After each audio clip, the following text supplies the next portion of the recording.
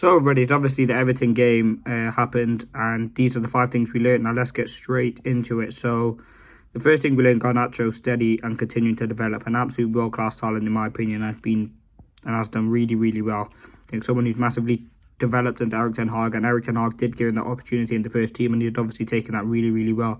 A player who looks really confident, and I was talking about before, just take on his defender a bit more. I want to see him a bit more direct, and that's something he did implement in his game today against Everton. I think his performance was very, very mature. He's slowly continuing to develop, and he's probably our most informed striker right now or forward.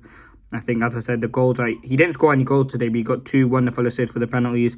I think his defensively he's improved really, really well, and he's kind of make that right wing spot his own. Before the season, he's never really played there. Eric Ten Hag tried him there because there was of injuries, and it kind of just worked out for him. I think he's done absolutely well on that right hand side. He's got a good relationship with Dalot. I think he kind of probably prefers it. I know most right-footed wingers probably prefer to play on the left, but I think Garnacho's taken that spot up really, really well and has looked really composed when he plays. I think his ability, we know that's there, is all about getting him consistent now. He started, I think, the last 25, 26 games on the road, so you can see that Eric Ten Hag trusts him a lot. I think, as I said, certainly the ability's there. He's a world-class talent, and for me, the fact that we didn't sign him for much, I think it was a couple 100k, which is not much if you look at the grand scheme of things. For me, he has been an integral part of our team. He scored some important goals this season, and he has been a driving force. This is his second full season now as a full professional, playing in the first team for Manchester United, and for me, he's gone up in leaps and bounds. People were talking for him to be dropped. I think, yes, he hasn't scored goals in the past few games, but there's no doubt he's an exciting player, someone who gets you off your seat. He's kind of different to Rashford. He goes to the ball. He wants to attack. He wants to be positive. I'm not saying Rashford doesn't, but I think Garnacho just offers that bit more flair about him. I think he's a fantastic player, and a player that we love watching at Manchester United. I think his development is fantastic, and I think what he can be at the top level is scary. As I said, he's only 19 years of age, and he's proven to be a world-class talent yet again. And yeah, he's been absolutely fantastic. Now, the second thing we learned, Ten Hag got lucky. I think some of his decisions that he made regarding the game were pretty poor. I think Everton had a lot of chances in that game for us, against us, and they could have scored a lot of goals, in my opinion. I think we were very, very lacklustre. We were really sloppy in that first half, particularly with Casemiro. I think that's another thing we learned as well. Casemiro's probably not good enough. I think let's not say that. Casemiro is inconsistent. I think he's certainly good enough to play for Manchester United, but I don't know even what happened. Like, he was just, every pass that he was playing was going to the opposite team, and that was something Everton probably targeted. They know Casemiro's the vulnerability on the ball. We have a lot of space between our midfield and attack, especially in this game we did.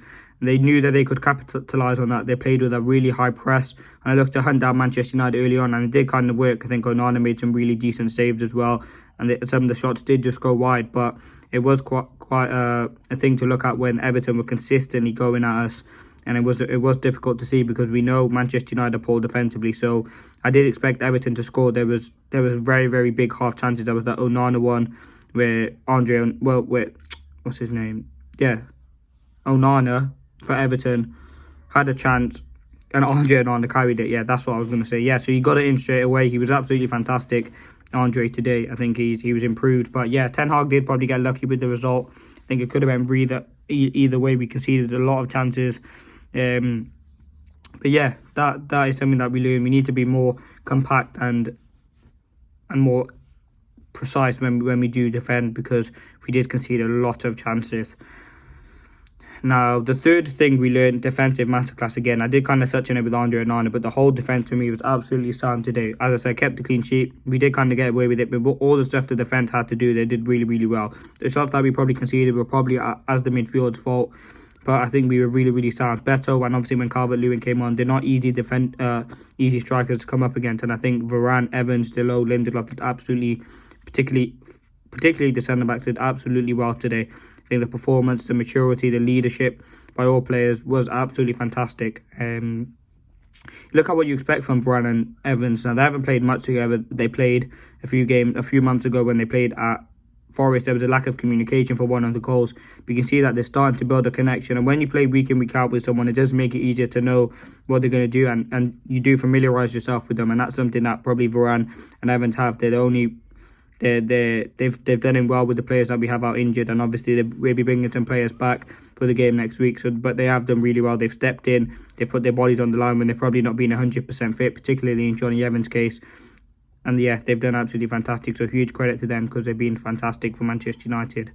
And the fourth thing we learned is that we do struggle to score. I think we created a lot of chances today. Garnacho had 2 half chances where he could have scored. Bruno had a few. Rashford probably had one as well.